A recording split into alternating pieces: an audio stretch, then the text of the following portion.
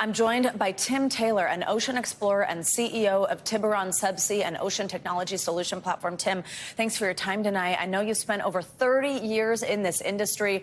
I mean, this vessel, this submersible, it's looking at less than 40 hours of oxygen at this point. And as Tom mentioned in his story, this search field, the size of Connecticut, and then the ocean depth, and then all these other hurdles we just heard him describe at the end there. With that deadline, how tough is this going to be to actually find and then recover this vessel? This is a monumental task. They're going to be left with some real hard choices, and those choices, once equipment is on location, really amount to, well, where do they look with the small amount of time they have left?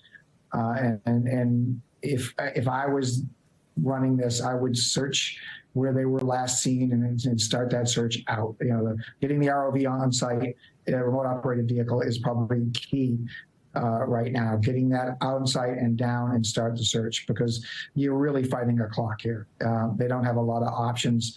Every hour that goes by, their options get less and less. Yeah, we just heard also in this piece the potential that it's sort of tangled within the Titanic wreckage, which was, of course, what they were headed for. How much does that potentially complicate a rescue? But then on the other hand, is it helpful to even have that as a starting point for searching?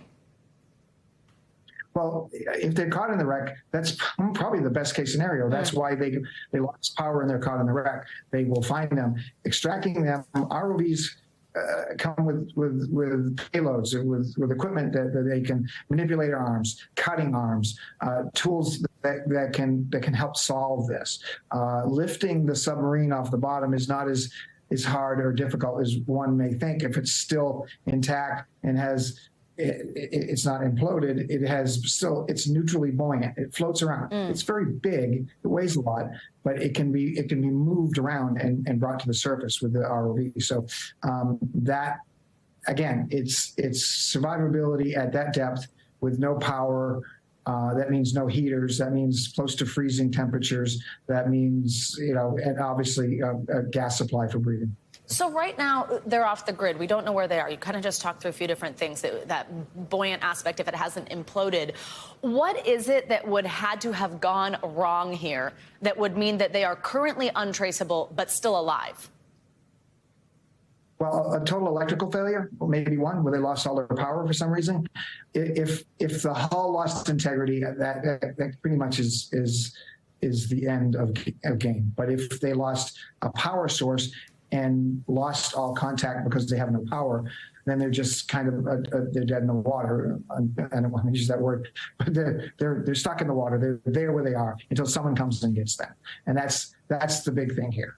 Getting assets on site to do this, and assets like this are not readily available. And as Tom said, they're not. It takes a while to plug these into a boat and mobilize this boat. They just don't throw them on and head off the dock. You have to bring winches in with lots of cable. You have to bolt it to the deck. You have to solidify that. You have to balance the weight of the boat out so it's not listing, because you just put tons of weight on the ship. The ship has to integrate all this telemetry gear in there and then get underway. And these ships aren't necessarily high-speed ships. 10, 12, 15 knots at the greatest. So from Newfoundland, that's 30 hours. That's a day. That's most of the time left that these people have, if they're there.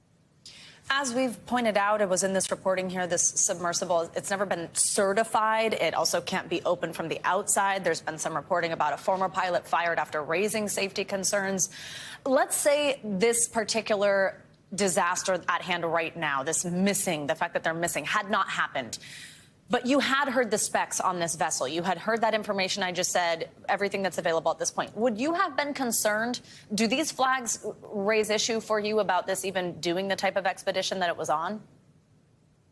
Yeah, to be honest, yes. I've known about this company for a long time. They're not cutting corners. They're experimental. They're prototype systems. They're experimental aircraft. They go out and they're cutting edge on technology. I give them that. But But when you cross cutting-edge technology and testing of equipment with passenger-carrying vessels, it gets to be a slippery slope. There are choices people make, and including the passengers who chose to go on an expedition like this on a vessel that is not ABS certified or Lloyd's registered certified for paying passengers.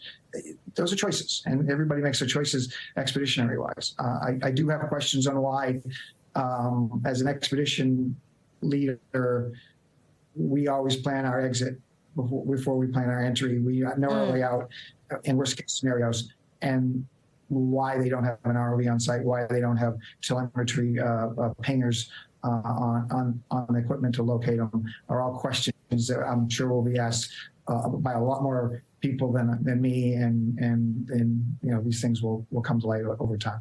Tim Taylor, we appreciate your expertise on our breaking leading story tonight. Thanks for your time. Thanks for watching our YouTube channel. Follow today's top stories and breaking news by downloading the NBC News app.